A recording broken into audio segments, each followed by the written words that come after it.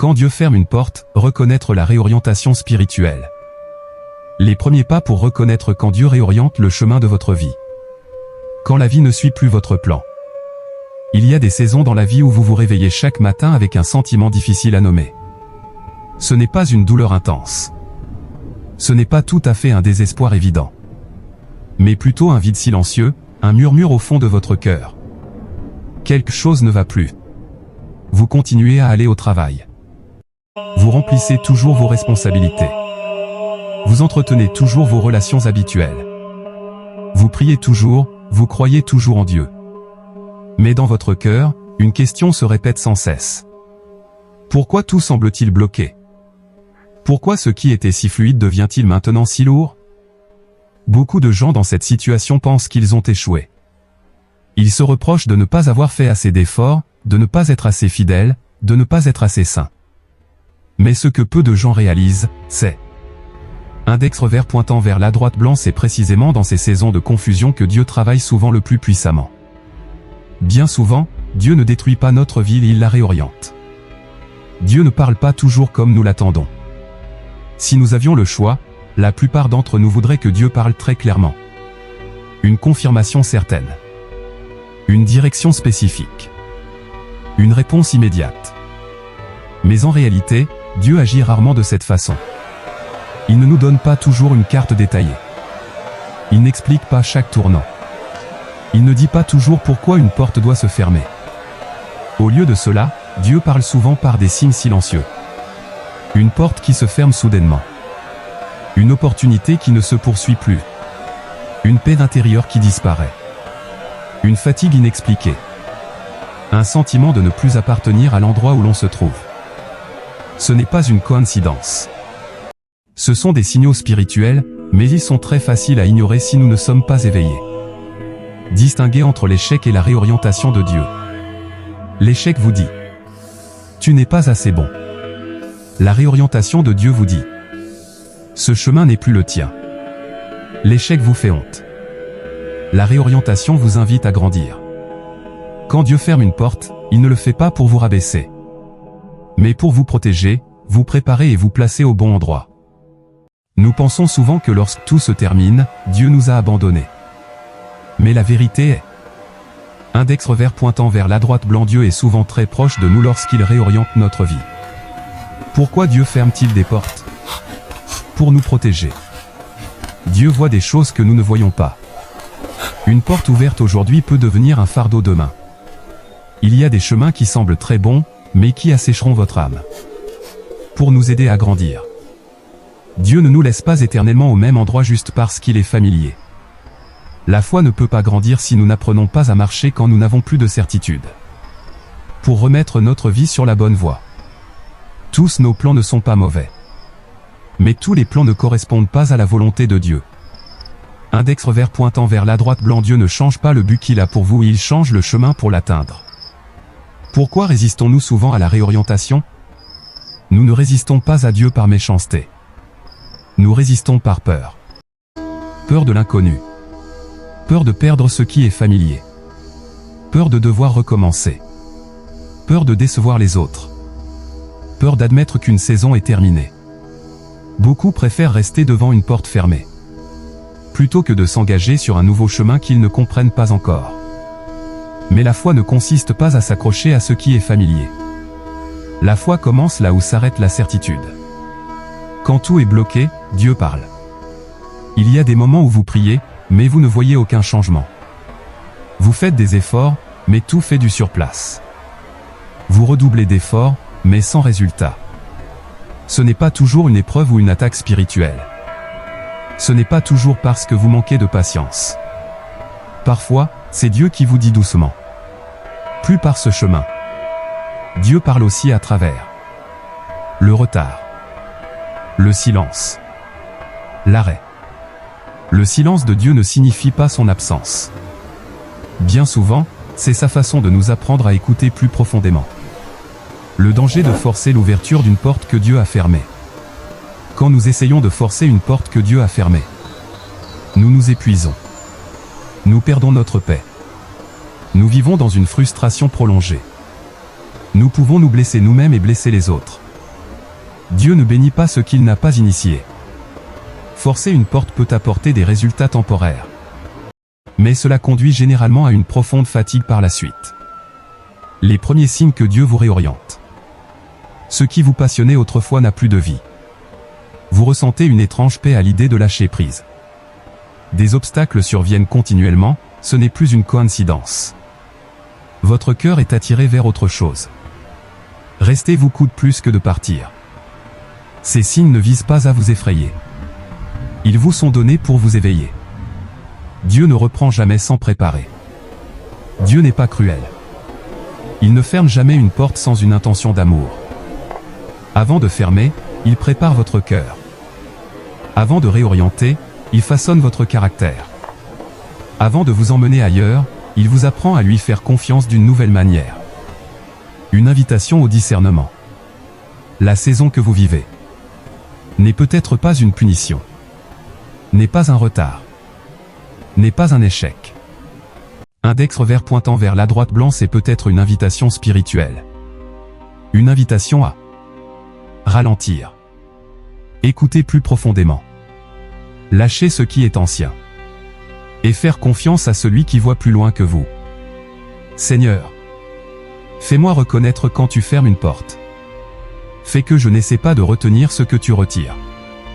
Et donne-moi assez de foi pour te suivre. Même quand le chemin devant moi n'est pas encore clair. Amen. Le modèle biblique de la réorientation de Dieu. Quand les plans de l'homme rencontrent les desseins éternels de Dieu, Dieu ne change jamais d'avis, il change de direction. L'un des plus grands malentendus dans la vie de foi est de penser que, quand Dieu réoriente notre vie, il a changé d'avis à notre sujet. La vérité est tout le contraire. Dieu ne change pas de bulle, il change de chemin. Il n'annule pas sa promesse et il ajuste le voyage pour que cette promesse s'accomplisse. La Bible, du début à la fin, est l'histoire de personnes que Dieu a conduites à travers des détours inattendus, pour qu'ensuite, précisément dans ces endroits, son dessein se révèle le plus clairement. Si vous êtes dans une saison de vie réorientée, vous n'êtes pas perdu. Vous entrez exactement dans le modèle que Dieu a utilisé tout au long de l'histoire du salut. Le modèle récurrent dans la Bible. En regardant la Bible, nous reconnaissons un modèle très clair. L'homme a un plan. Dieu lui permet de faire un bout de chemin. Un événement survient et change la direction. L'homme est confus, effrayé ou résiste. Finalement, le dessein de Dieu est révélé plus grand, plus profond et meilleur. Ce qui est remarquable, c'est que la réorientation survient souvent au moment où l'homme pense avoir tout compris. Quand un chemin clair est coupé. Dans la Bible, de nombreux personnages ont traversé des moments qui semblaient être des impasses totales. Un chemin familier qui soudain ne peut plus être poursuivi. Un plan qui semblait certain est arrêté. Une vocation qui semblait claire est retardée ou modifiée. Cela nous enseigne une vérité importante. Index revers pointant vers la droite blanc, Dieu ne conduit pas l'homme par la commodité, mais par l'obéissance. Si tous les chemins étaient faciles, nous n'aurions pas besoin d'écouter Dieu. Si tout allait toujours bien, nous ne compterions que sur nos propres capacités. La réorientation nous oblige à revenir à Dieu, et non à nos propres plans. L'obéissance dans l'obscurité. Une caractéristique commune des réorientations de Dieu dans la Bible est: il s'explique rarement à l'avance. Il ne dit pas « Je vais faire ceci parce que finalement cela arrivera ». Au lieu de cela, il invite simplement « Fais-moi confiance et marche ». C'est le type d'obéissance le plus difficile. Obéir quand on ne comprend pas, quand on ne voit pas, quand on n'est pas sûr. Mais c'est précisément dans cette obscurité que la foi est purifiée et grandit. Quand Dieu utilise les circonstances pour parler, Dieu ne parle pas toujours avec des mots. Bien souvent, il parle à travers les circonstances. Une porte fermée à plusieurs reprises. Une opportunité qui glisse sans cesse entre les doigts. Un endroit où il n'y a plus de paix. Une relation qui ne porte plus de fruits. Les circonstances ne sont pas toujours une opposition. Bien souvent, c'est une orientation. Index revers pointant vers la droite blanc, Dieu utilise souvent ce qui est extérieur pour confirmer ce qu'il a semé à l'intérieur. Dieu n'est pas pressé mais jamais en retard. Dans la Bible, la réorientation de Dieu s'accompagne souvent d'attente. Cette attente n'est pas pour punir, mais pour préparer. préparer. La patience. L'humilité. La capacité d'écoute. La confiance. Il y a des choses qui, si elles arrivaient trop tôt, nous détruiraient. Il y a des chemins qui, s'ils s'ouvraient avant que nous ne soyons prêts, nous égareraient. Index revers pointant vers la droite blanc. Le retard de Dieu n'est jamais un refus. Quand la volonté de Dieu est différente de la nôtre. L'un des moments les plus douloureux de la foi est de réaliser. Ce que nous voulons tant n'est pas ce que Dieu veut pour nous. Dans ces moments-là, Dieu ne nous force pas à obéir. Il invite. Il nous donne la liberté. Et nous donne aussi le temps de choisir de lui faire confiance plus qu'à nous-mêmes. La maturité spirituelle ne se mesure pas à ce que nous accomplissons, mais à ce que nous sommes prêts à abandonner lorsque Dieu change de direction. Dieu tient toujours parole même si le chemin diffère des prévisions. En regardant l'ensemble de la Bible, nous voyons une chose qui ne change jamais. La promesse de Dieu n'échoue pas. Le plan de Dieu n'est pas interrompu. La réorientation n'annule pas le but final. Ce qui change, c'est seulement le temps, la méthode, le chemin. Et très souvent, le nouveau chemin nous mène à un endroit plus profond que ce que nous avions espéré. Application pour la vie d'aujourd'hui. Si vous vivez une saison où les plans sont bouleversés, la direction est modifiée, ce qui est familier n'est plus. Rappelez-vous, vous n'êtes pas la première personne. Vous n'êtes pas abandonné. Vous ne faites pas fausse route. Index revers pointant vers la droite blanc. Vous entrez exactement dans le modèle que Dieu a utilisé pour former des personnes selon sa volonté. Apprendre à relire sa propre histoire. Au lieu de demander « Pourquoi cela m'arrive-t-il » essayez de demander « Que m'enseigne Dieu à travers cette réorientation ?» Au lieu de s'accrocher « J'ai trop investi pour abandonner ». Croyez que aucune saison que Dieu permet n'est un gaspillage. Seigneur, quand je ne comprends pas le chemin sur lequel tu me conduis, fais que je me souvienne que tu n'as jamais manqué à ta parole. Apprends-moi à obéir même dans l'obscurité. Et à croire que toute réorientation est entre tes mains aimantes. Amen. Porte fermée, retard et déception, des signes facilement mal compris. Quand ce que vous considérez comme un obstacle est en fait une indication. Qu'en plus rien ne tourne rond. Il y a des saisons dans la vie où vous n'échouez pas vraiment. Mais tout semble ne plus avancer. Vous faites plus d'efforts. Vous priez davantage. Vous ajustez, corrigez, attendez patiemment. Mais le résultat reste le même. La porte à laquelle vous frappez sans cesse ne s'ouvre pas. Les opportunités que vous poursuivez vous glissent continuellement entre les doigts. Le chemin dont vous étiez sûr devient maintenant chaotique et lourd. Dans de tels moments, il est très facile de penser « Peut-être que je n'ai pas fait assez d'efforts. Peut-être que Dieu me met à l'épreuve. Peut-être qu'il suffit de persévérer un peu plus. » Mais parfois, ce n'est pas une épreuve pour continuer, mais un signe pour s'arrêter. Une porte fermée n'est pas toujours un refus. Nous avons souvent peur des portes fermées. Parce qu'une porte fermée nous fait nous sentir exclus, rejetés, en échec. Mais dans la vie spirituelle, une porte fermée ne dit pas toujours « non ». Bien souvent, elle dit seulement « pas de cette façon ». Pas à ce moment. Pas par ce chemin. Une porte fermée peut être une protection contre ce qui vous blesserait. Une barrière contre un chemin qui assécherait votre âme. Une préparation pour une direction plus profonde, plus juste. L'important n'est pas que la porte soit fermée ou non, mais dans quel but Dieu la ferme. Le retard, le signe le plus mal compris. Le retard est ce qui fatigue le plus les gens. Pas parce que c'est douloureux, mais parce que ce n'est pas clair. Si Dieu dit « non », nous savons au moins qu'il faut lâcher prise. Si Dieu dit « oui », nous pouvons avancer. Mais quand il se tait et que tout est retardé, nous sommes coincés entre l'espoir et la confusion. Un retard peut avoir de nombreuses significations. Vous n'êtes pas prêt. Les circonstances ne sont pas mûres. Vos motivations ont besoin d'être purifiées. Ce chemin n'est pas le chemin final. Index revers pointant vers la droite blanc. Tous les retards ne sont pas des épreuves de foi. Certains retards sont des invitations à changer de direction. Quand la déception devient le langage de Dieu. La déception ne vient pas toujours de la faiblesse. Bien souvent, la déception vient du fait que vous vous accrochez à ce que Dieu vous invite à lâcher. Il y a une différence subtile entre être fatigué de faire ce qui est juste et être fatigué d'essayer de rester là où vous n'appartenez plus. Une déception prolongée est souvent le signe que votre âme n'est plus nourrie. La joie est épuisée. La paix n'est plus présente. Dieu ne veut pas que vous viviez une vie qui ne soit que de la survie. Il veut que vous viviez une vie pleine de vie. Distinguer entre épreuve et réorientation. C'est une question très importante. Comment savoir si c'est une épreuve à surmonter ou un signe pour changer de direction? Il n'y a pas de réponse simple. Mais il existe des principes pour aider à discerner. Une épreuve a pour but de purifier. S'accompagne d'une paix profonde. Même difficile, porte toujours de la vie à l'intérieur. Une réorientation s'accompagne d'une perte prolongée de paix. Vous épuise même si vous essayez de la bonne manière. Vous donne l'impression d'aller à l'encontre de votre propre conscience et de votre vie intérieure. Index revers pointant vers la droite blanc. Dieu ne vous met pas à l'épreuve pour vous assécher. Il vous met à l'épreuve pour vous rendre fort.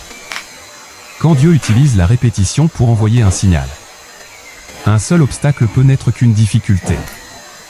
Mais quand les mêmes obstacles se répètent sans cesse, c'est souvent un message. Vous changez de méthode, mais le résultat est le même. Vous priez, mais la porte reste fermée. Vous êtes patient, mais il n'y a pas de confirmation. La répétition n'est pas pour vous décourager, mais pour attirer votre attention. Dieu murmure souvent d'abord. Si nous n'écoutons pas, il parle plus fort. À travers les circonstances. Pourquoi nous essayons souvent de rester malgré les signes évidents? Nous restons non pas parce que Dieu le veut, mais parce que nous avons trop investi. Nous avons peur de ce que les autres penseront. Nous avons peur de perdre l'identité liée à l'ancien chemin. Nous avons peur que changer de direction soit synonyme d'échec. Mais dans la vie spirituelle, lâcher prise n'est pas perdre. Lâcher prise peut être de l'obéissance. Apprendre à s'arrêter sans se condamner soi-même. Quand tout est bloqué, la première chose à faire n'est pas de faire plus d'efforts, mais d'écouter plus profondément. S'arrêter n'est pas de la paresse. S'arrêter n'est pas un manque de foi. S'arrêter peut être le plus grand acte de foi. Car s'arrêter exige de l'humilité, de la confiance et du courage pour affronter ce que Dieu nous invite à changer. Une porte fermée ne définit pas votre valeur. Il est très important de se rappeler. Une porte fermée ne dit rien de votre valeur. Elle ne dit pas que vous êtes incompétent. Elle ne dit pas que vous avez échoué. Elle dit seulement: ce chemin ne correspond plus à ce que Dieu fait en toi.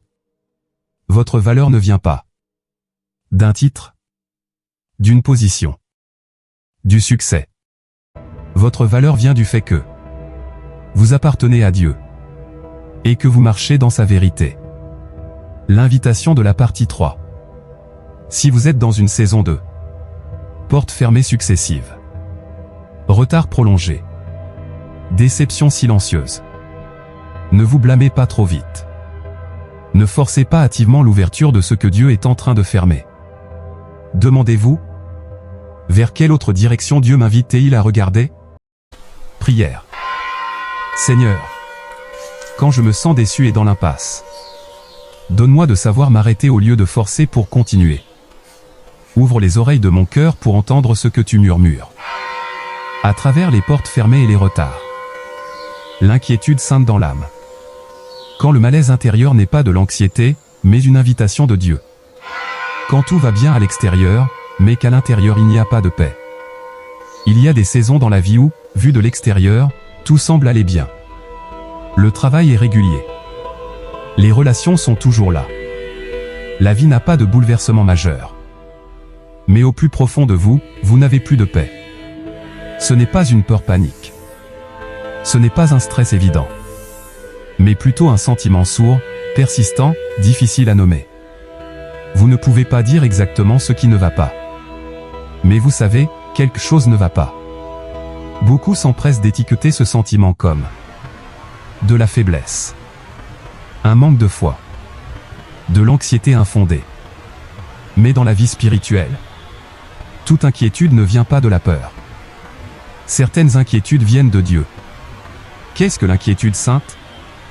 L'inquiétude sainte n'est pas de la panique. Ce n'est pas du stress. Ce n'est pas une agitation incontrôlable. C'est une légère mais constante impulsion. Un sentiment de ne plus appartenir. Un vague appel vers autre chose. Elle ne vous pousse pas dans le chaos, mais vous amène à vous poser des questions. Index revers pointant vers la droite blanc. L'inquiétude sainte ne détruit pas la paix. Elle vous conduit à une paix plus profonde. Distinguez entre l'anxiété et l'éveil de Dieu. C'est un point très important, car beaucoup confondent les deux. L'anxiété a tendance à faire tourbillonner l'esprit, vous faire craindre l'avenir, vous faire perdre votre concentration et vous épuiser, vous pousser à tout contrôler. L'inquiétude sainte est généralement douce mais persistante. Ne presse pas, mais ne disparaît pas. Vous ramène à la prière et à la réflexion. Vous fait désirer la vérité plus que la sécurité. Index revers pointant vers la droite blanc. L'anxiété dit, quelque chose va se casser. L'inquiétude sainte dit, il est temps de changer. Pourquoi Dieu permet-il le malaise intérieur? Dieu n'aime pas nous mettre mal à l'aise. Il est le Dieu de la paix. Mais il y a une vérité profonde. Si Dieu vous laissait toujours en paix partout, vous ne quitteriez jamais l'endroit qui n'est plus pour vous. Dieu permet l'inquiétude pour briser la complaisance, pour vous réveiller de la routine, pour vous empêcher de vous installer longtemps là où votre âme se flétrit. L'inquiétude sainte est comme une douce sonnette d'alarme. Un rappel que cette saison touche à sa fin. Une invitation à passer à quelque chose de nouveau. Quand l'inquiétude ne disparaît pas malgré vos prières. Il y a des gens qui disent « J'ai beaucoup prié pour retrouver la paix, mais le sentiment de malaise persiste. » Cela ne signifie pas que Dieu n'entend pas. Cela ne signifie pas non plus que vous priez mal. Parfois, Dieu ne retire pas l'inquiétude. Parce qu'elle est précisément l'outil qu'il utilise. Dieu n'apaise pas toujours. Il réveille parfois. L'inquiétude comme invitation à écouter. L'inquiétude sainte vous invite à vous arrêter. Écoutez plus profondément. Posez des questions difficiles. Reconsidérez la direction actuelle. Ce n'est pas pour que vous changiez précipitamment, mais pour que vous discerniez. Index revers pointant vers la droite blanc. Le discernement ne consiste pas à fuir l'inconfort, mais à rester avec lui assez longtemps pour comprendre ce que Dieu dit. Les signes que l'inquiétude vient de Dieu. Elle ne vous désespère pas. Elle ne vous éloigne pas de la prière. Elle ne vous désoriente pas complètement. Elle vous conduit à la vérité, même si cette vérité n'est pas agréable. Elle ne disparaît pas quand vous essayez de l'ignorer. L'inquiétude venant de Dieu est patiente. Elle attend que vous soyez prêt à écouter. Le danger d'ignorer l'inquiétude sainte. Quand nous ignorons continuellement l'inquiétude, nous devenons progressivement insensibles. Nous apprenons à ignorer la voix de Dieu. Nous nous installons là où il n'y a plus de vie. Le danger n'est pas de se sentir mal à l'aise, mais de ne plus rien ressentir du tout. La paralysie spirituelle commence souvent quand nous refusons d'écouter ce qui nous met mal à l'aise.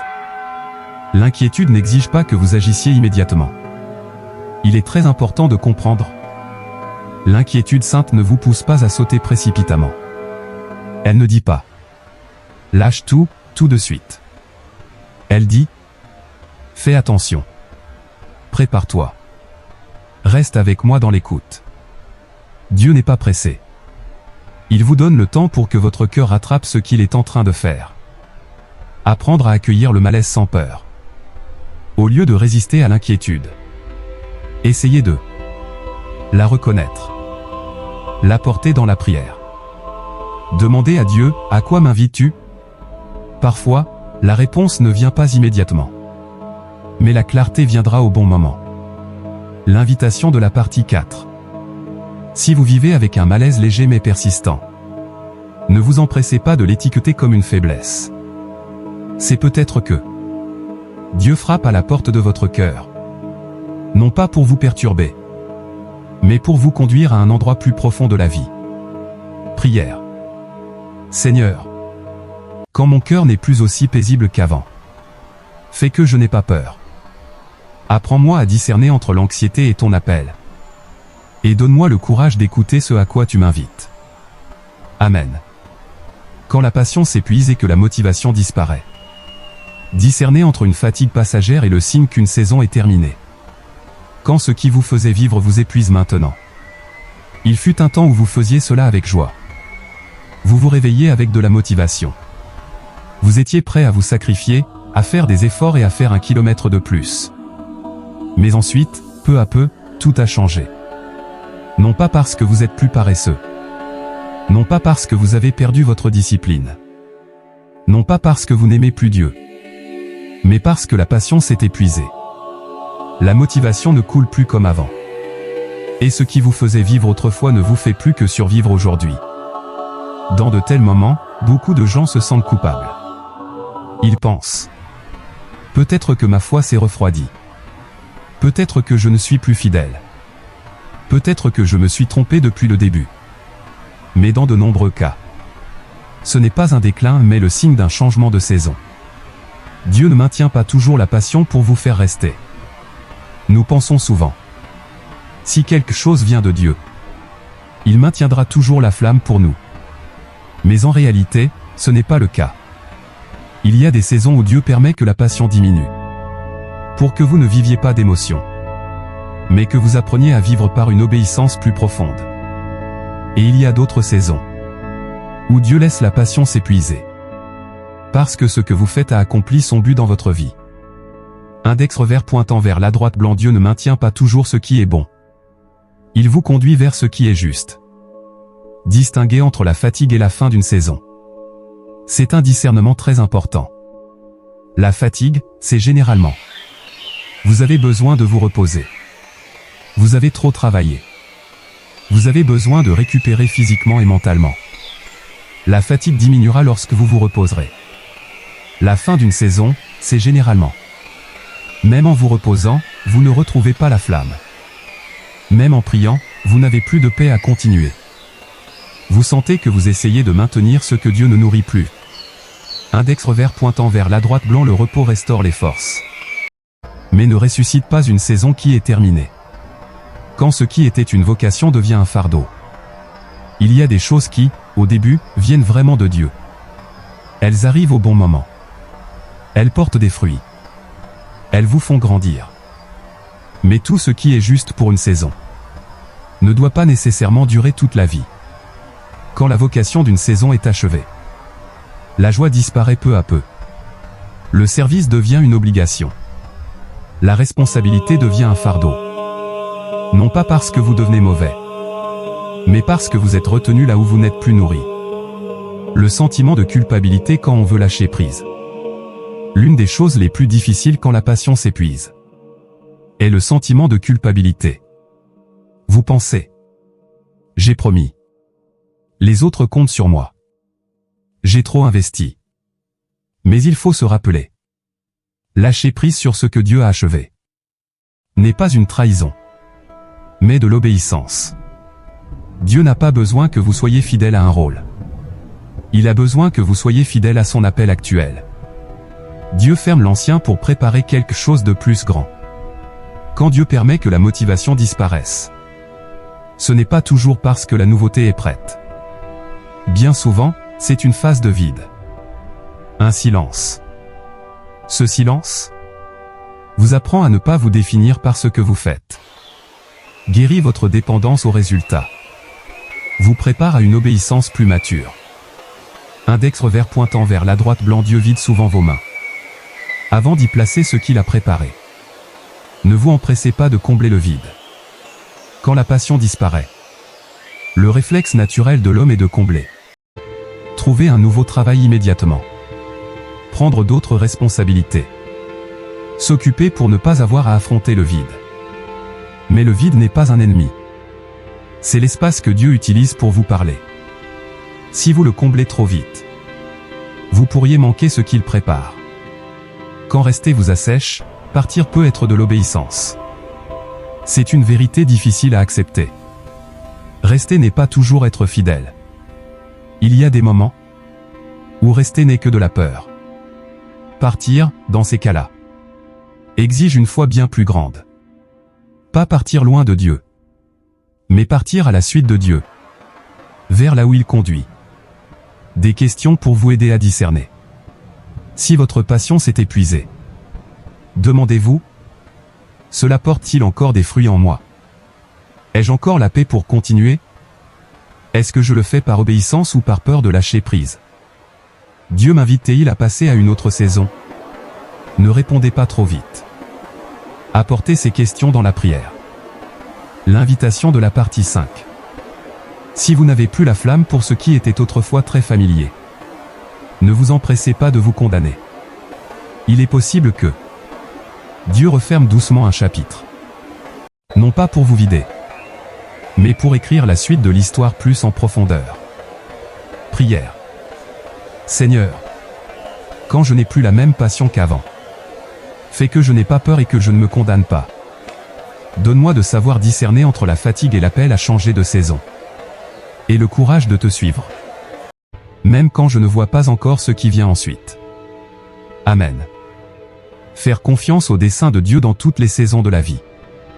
Quand vous regardez en arrière et réalisez, Dieu a toujours montré le chemin.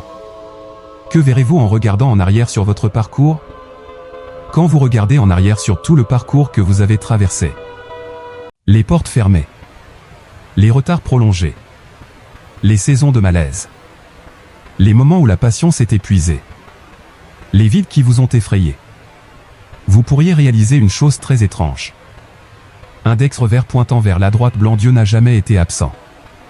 Il est présent non seulement dans les moments clairs, mais aussi dans les moments les plus obscurs. Non seulement dans les moments de succès, mais aussi dans les fois où vous avez été forcé de vous arrêter. Dieu ne vous conduit pas seulement par la lumière. Il vous conduit aussi par une douce obscurité, où vous apprenez à faire confiance au lieu de contrôler. Aucune saison n'est un gaspillage. Les humains ont tendance à évaluer la vie en fonction des résultats. Mais Dieu regarde le processus. La saison que vous pensiez être. Un retard est peut-être une saison de préparation. Un échec est peut-être une saison de protection. Une perte est peut-être une saison de libération. Un vide est peut-être une saison d'enracinement. Index revers pointant vers la droite blanc. Il n'y a aucune saison que Dieu permet qui n'ait de sens. Même les saisons que vous ne comprenez pas. Dieu y travaille toujours. Silencieusement, patiemment et avec précision. Dieu utilise la réorientation pour guérir. Très souvent, Dieu réoriente votre vie. Non seulement pour vous emmener dans un nouvel endroit, mais pour guérir l'ancienne personne. Guérir la dépendance au succès. Guérir le besoin de prouver sa valeur. Guérir la peur d'être laissé pour compte. Guérir le contrôle déguisé sous le nom de la foi. Dieu n'est pas pressé de vous emmener loin. Il se soucie de vous faire marcher droit. Faire confiance quand il n'y a plus de cartes. L'une des leçons les plus profondes de la foi est celle-ci. Dieu vous donne rarement une carte. Il vous donne lui-même. Vous ne connaissez peut-être pas la prochaine étape. Vous ne voyez peut-être pas la vue d'ensemble. Vous ne comprenez peut-être pas pourquoi l'ancien doit se terminer. Mais vous êtes invité à croire que celui qui vous conduit sait exactement où il vous emmène. Une foi mature n'est pas quand vous voyez clairement, mais quand vous marchez même si vous ne voyez pas encore. Vivre en repos dans le plan de Dieu. À un moment donné, vous apprendrez que toutes les questions n'ont pas besoin d'une réponse immédiate. Toute ambiguïté n'est pas une erreur. Tout arrêt n'est pas un recul. Le véritable repos ne vient pas du fait que tout soit clair, mais du fait de savoir entre les mains de qui vous êtes. Index revers pointant vers la droite blanc. Quand vous cessez de résister à la réorientation, la paix commencera à revenir. Un dernier message. Si vous êtes dans une saison de incertitude, réorientation, perte de ce qui est familier, apprentissage du lâcher-prise, s'il vous plaît, rappelez-vous ceci. Vous n'êtes pas perdu. Vous êtes guidé. Tous les chemins que vous empruntez ne sont pas identiques, mais tous les chemins que Dieu permet vous conduisent plus près de lui. Prière finale. Seigneur, je remets toutes les saisons de ma vie entre tes mains. Quand je ne comprends pas, donne-moi de croire. Quand j'ai peur, donne-moi de me reposer. Quand tu réorientes le chemin sur lequel je marche, fais que je te suive avec un cœur humble et libre. Je crois que tout ce que tu fais me dirige vers la vie en plénitude. Amen.